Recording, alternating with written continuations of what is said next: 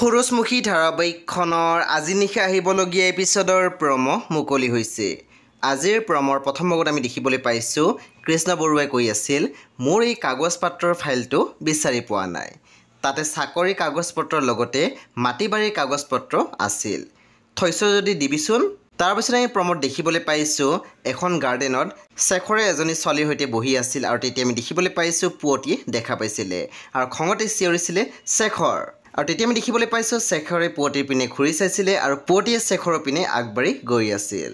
তাৰপিছত আমি প্ৰমত দেখিবলৈ পাইছোঁ শুনে কৈ আছিল দেউতাই দেখোন এতিয়া সকলো গম পাই যাব। মই কেনেকৈ কওঁ দেউতাক ঘৰটো যে বন্ধকত ৰাখিছোঁ। সেই বন্ধু বান্ধৱীসকল আজি নিশা ৮ বজাত ৰং টিভিত আহিবলগীয়া সূৰুজমুখী ধাৰাবাহিকখন খুবেই বেছি ইণ্টাৰেষ্টিং হ'বলৈ গৈ আছে। সেই আপোনালোকে চাবলৈ একেবাৰে নাপাহৰিব। পৰৱৰ্তী আপডেটৰ বাবে আপোনালোকে মোৰ চেনেলটো ছাবস্ক্ৰাইব কৰি কাষত থকা বেল আইকন টিপি দিবলৈ একেবাৰে নাপাহৰিব আৰু প্লিজ আপোনালোকে মোৰ ভিডিঅ' এটা লাইক কৰি দিব।